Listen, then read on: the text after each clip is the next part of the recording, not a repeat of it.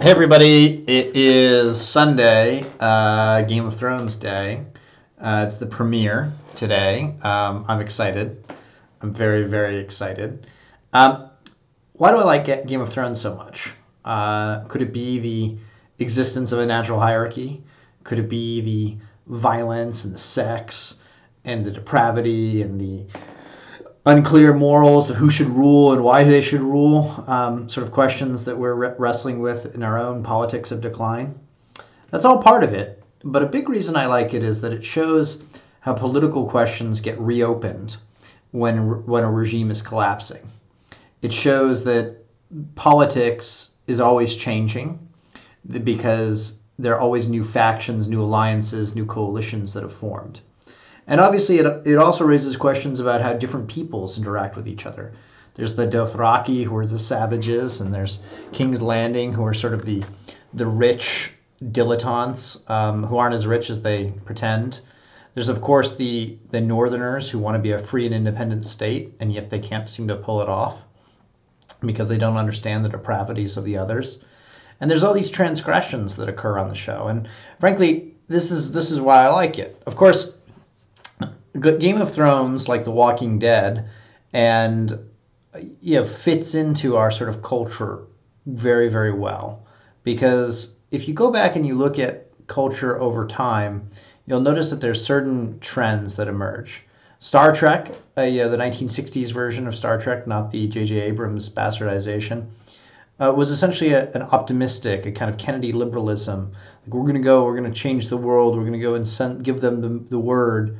Of course, it was a sort of like Peace Corps-esque view. We're going to go and correct racism. We're going to go and correct Nazism and all these sort of silly notions. That if Nazism and racism and fascism are all learned things rather than the natural states of humans. And Game of Thrones is sort of a similar bent. So Game of Thrones presents man in a Hobbesian state where he's at war with it, always at war with different factions. That there are no permanent friends.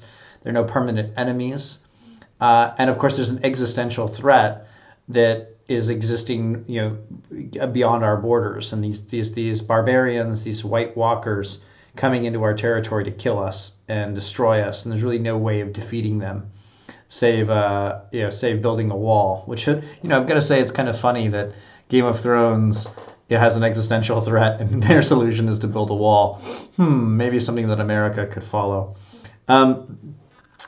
Of course, there's this other thing too, which is that the role of the advisor, the role in which power resides in those who believe that they have it. To quote Various, there's this idea that the advisor is sort of not powerful, but Littlefinger is able to rise up.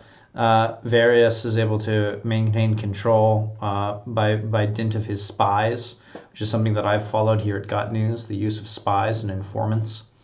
And of course, there's the more interesting question of like what happens with regimes as they collapse. How do they collapse? They become more violent. They become more brutish. Things that were unthinkable become quite thinkable and become done as common practice.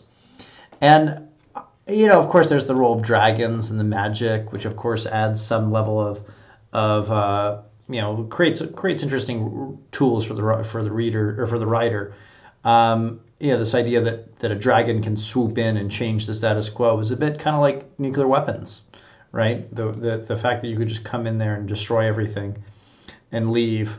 So yeah, I love it. I dig it.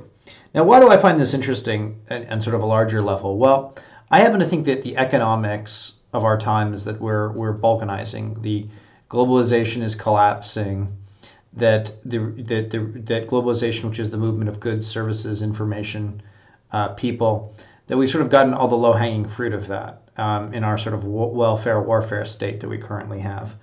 And so what's going to happen is that the system's starting to break down, and that's sort of why you're seeing on the one hand fascistic candidates like Donald Trump, and I don't say that as a criticism. Like, I think there's actually a lot to learn from fascism, and socialist candidates like Bernie Sanders. Again, I don't say that as a criticism. I just say that as an observation. Now, why are both of these candidates rising? Well, in part, it's because the economic growth of the last 50, 60 years in the post-war period is declining. It's collapsing. And as it declines and as it collapses, politics becomes a lot more tribal, becomes a lot more zero sum. That no one's sort of thinking about how to grow the pie, how to go and build new technology. They're thinking about how to take it away from somebody else. And of course, this is what we see in our larger economy as well. Big data is used not to go and grow the pie; it's used to try and seize market share from our enemies. The popularity of our sports, which we went from the more cerebral baseball to the more brutish and thuggish of football. Of course, you see this all throughout the culture once you start to see it. This idea that the economics drives the culture and the culture ultimately drives the politics. Why did Donald Trump become a reality TV star, and why did reality TV take off? Well, it was because the economics of the studio system were collapsing, and there was a cheaper way to do television, which was reality TV.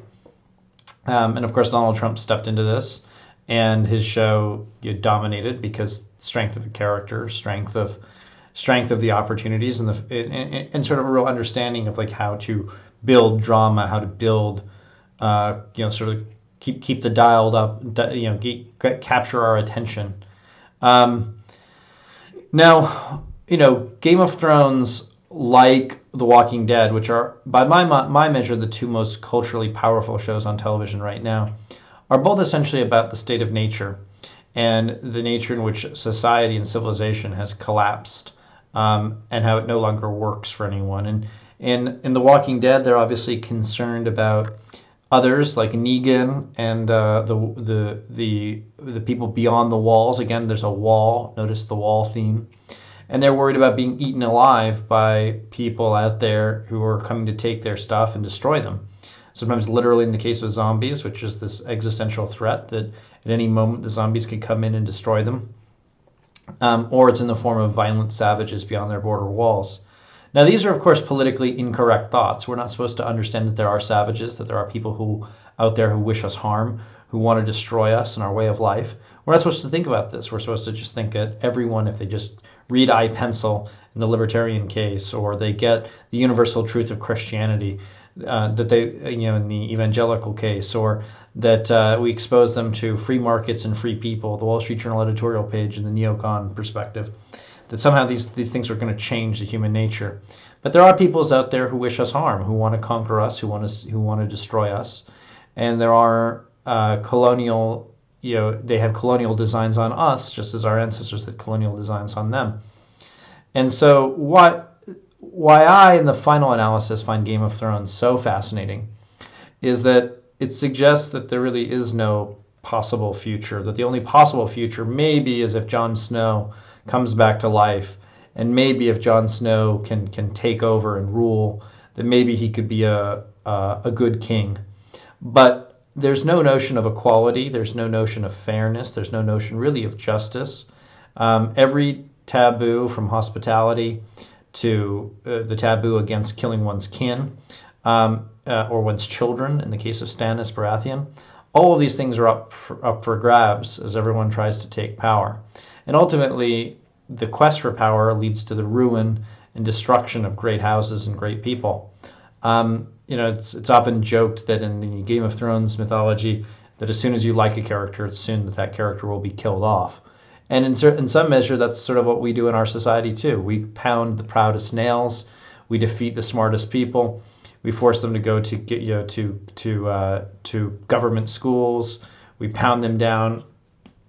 There's sort of no excellence in our tradition.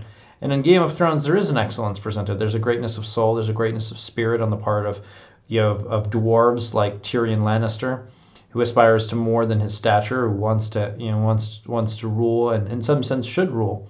There's of course the interesting politically correct character of Khaleesi, who of course wants to rule but can't really rule beyond her city of Meereen, which is of course falling into decay. So how shall she rule the whole kingdoms, the seven kingdoms? Sort of left unclear. And of course we know that there's the White Walkers and the giants and all these creatures up north who, create an even greater existential threat to our heroes. So I like it because I think that we're seeing a decline in liberal democracy. We're seeing a decline in our civilization. whether it's from trade deals that enrich certain people at the expense of others, whether it's in the form of essentially inviting the world to become a part of our society and of course change our society, which is in the form of third world migration from Asia and Mexico and Central America. These are all basically showing in the real world that the elites do not have our interests at heart. And the Game of Thrones shows it quite nakedly and unambiguously. That the elites care about the perpetuation of the elites, not about their own people. And I wonder what the political impact of this will be over time, seeing it day in, day out. I wonder to what extent that will actually drive the politics in the United States. Already this idea of there being a natural hierarchy, of there being highborns and lowborns, of bastards becoming, being allowed to be highborn, all of that regime, all of that thinking is, of course, very dangerous for our republic. And it's ultimately why I think the show is very powerful. Similarly, in the case of Rick, you have a white guy, an ex-cop, who is essentially a king. He is a dictator. He decides who lives, who dies. There's no real democracy in Game of Thrones or in The Walking Dead. There's a sort of natural aristocracy that forms, and they're of course always one step away from being extinguished and exterminated. Now these are really dark shows. They're very dark depictions of human nature. I would argue that some other shows that have been similarly dark have been Tony Soprano's, Tony Soprano in The Sopranos, which is essentially a gangster who tries to make do in the modern world, and of course The Wire, which gave a very realistic portrayal of what goes on in our black ghettos and the sort of declinist, nihilistic liberalism that has lost all of its can-do optimism from the past. And of course, there's a sense in which shows like Survivor, where people are voting each other off, that there's only one winner of Survivor, right? There's only one winner in most of our game shows. These are very disturbing ideas because they suggest competition. The purpose of Survivor is not to grow the pie so that everyone can be a millionaire, right? Not to go and change the island there and build this little economy so that everyone can be thriving. It's to outwit, outlast, and outplay your rivals for $1 million prize. The winner gets everything. The losers, and there are more losers, of course, gets nothing. And this idea of losers and winners, which we've come to learn from our game show world. That idea is so anathema to our culture. We're not supposed to talk about winners and losers. We're supposed to have everyone has a participation trophy. Everyone gets a college degree. And yet it's also somewhat true, isn't it, that most of life is a pass-fail test, that most of life is not fair, that most of life is actually quite cruel and thuggish and brutish, and one second you're alive and then the next second you're not, that things are taken from you that shouldn't be taken from you. That's why I like Game of Thrones, and I look forward to watching this season and giving my commentary throughout. And of course, I think in some measure, the existence of a Game of Thrones is a very optimistic one for our future. It's a suggestion that maybe we can learn something from a natural hierarchy, or maybe not. Maybe we're all just supposed to be like Hodor and the retard on Game of Thrones and just mouth the PC platitudes of our day. In any event, look forward to hearing from you. Editor@gotnews.com. We're building out some more researcher accounts. If you guys want to come on board, email me, editor@gotnews.com. I'll add you to the Slack. We're researching some really fun stuff this week, and I'll have some more updates in the near future. And of course, Pax Dickinson is fast at work on our site. We'll have it probably within the next 2-3 weeks. Very excited. So it should be fun. I look forward to hearing from you.